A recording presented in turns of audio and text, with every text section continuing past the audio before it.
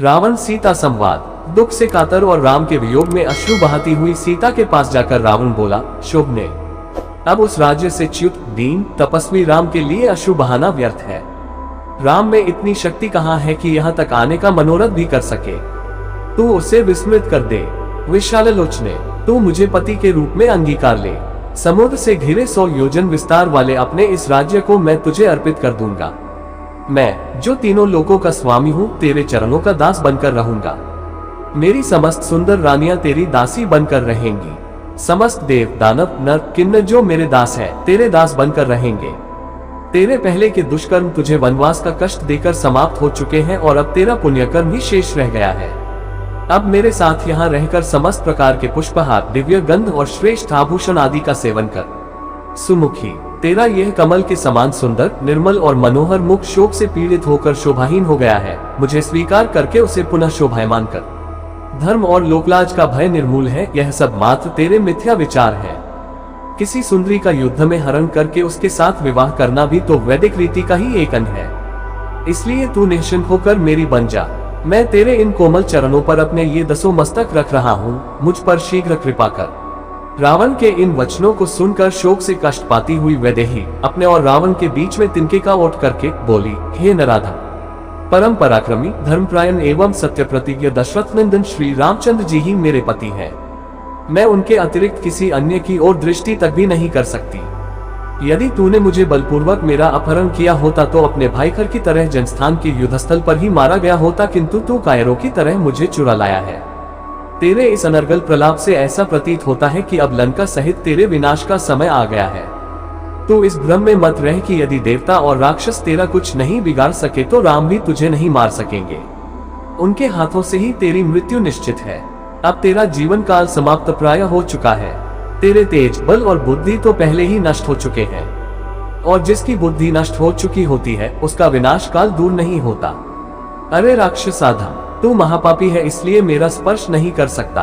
तूने कभी सोचा भी है कि कमलों में विहार करने वाली हंसिनी क्या कभी कुक्कुट के साथ रह सकती है? तू मेरे इस संज्ञा शून्य जड़ शरीर को बांध कर रख ले या काट डाल, पर मैं कलंक देने वाला कोई भी निंदनीय कार्य नहीं कर सकती।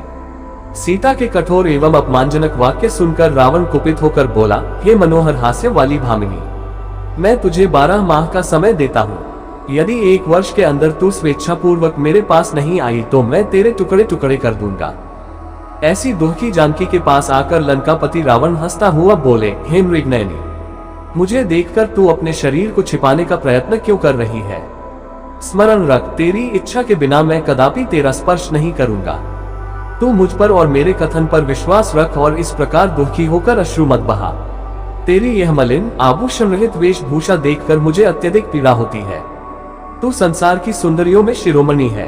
अपने इस सौंदर्य तथा यौवन को व्यर्थ नष्ट मत होने दे। यदि एक बार यह यौवन नष्ट हो गया तो फिर लौटकर नहीं आएगा। मैं फिर कहता हूँ, तू विश्व की अनुपम सुंदरी है, विधाता की अद्वितीय सृष्टि है। तेरे निर्माण में ब्रह्मा ने अपना सारा कौशल और चतुराई लगा दी, इसीलिए तेरी रचना में उसने किसी प्रकार की कोई कमी नहीं रखी है। तेरे किस अंग की मैं सराहना करूं? जिस अंग पर दृष्टि पड़ती है उसी पर अटक कर रह जाती है। मैं तुझे पूरे हृदय से अपनाना चाहता हूँ। मैं तेरे प्रत्येक अंग का रसास्वादन करना चाहता हूँ। इसीलिए तुझसे कहता हूँ, तू राम का मोह छोड़ दे। मैं तुझे अपनी पटरानी बनाऊंगा। मेरी सब रानियां तो तेरी चरणों की दासी बनेंगी ही, मैं भी तेरा दास बनकर रहूंगा। अपने भुजबल से अर्जित संपूर्ण संपत्ति तेरे चरणों में अर्पित कर दूंगा। जीते हुए समस्त राज्य तेरे पिता जनक को दे दूंगा।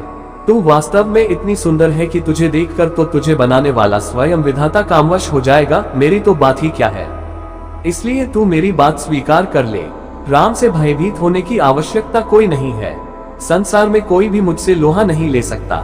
चल, उठकर खड़ी हो जा और सुंदर वस्त्राभूषण धारण करके मेरे साथ रमण कर। हे कल्याणी, चलकर तू मेरे ऐश्वर्य को देख और उस कंगाल वनवासी को भूल जा।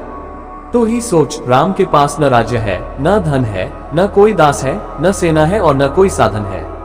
फिर यह भी क्या पता है कि वह अभी जीता है या मर गया। यदि जीवित भी हो तो भी न तो तू उसके पास पहुंच सकती है और न वह स्वयं ही यहाँ आ सकता है।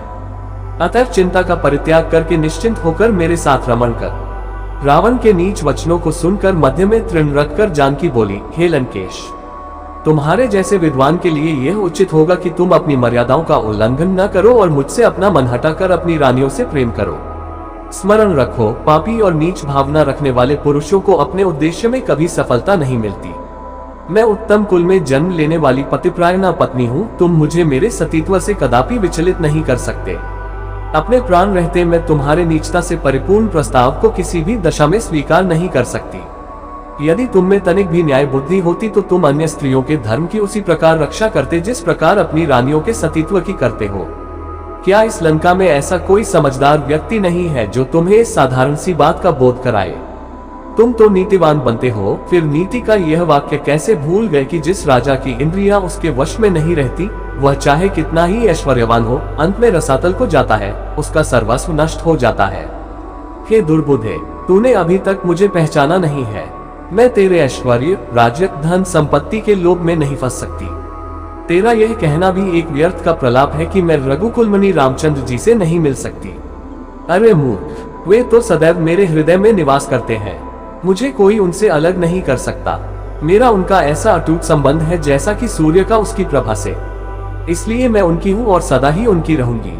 यदि तू सोच समझकर यह मान ले कि तूने मेरा अपहरण करके एक भयंकर अपराध किया है और इसलिए मुझे लौटाते हुए तुझे भय लगता है, तो मैं तुझे अभयदान देते हुए वचन देती हूँ कि तू मुझे उनके पास पहुँचा दे, मैं तुझे उनसे क्षमा करा दूंगी। यदि तुम अभी अपनी हट पर अड़े रहे तो विश्वास करो कि तुम्हारी मृत्यु निश्चित है और तुम्हें उनके बाणों से कोई नहीं बचा सकता। इसलिए मैं फिर कहती हूँ कि सावधान हो जाओ। अपने साथ लंका और लंकावासियों का नाश मत करो। इसी में तुम्हारा और तुम्हारे राक्षस कुल का कल्याण है।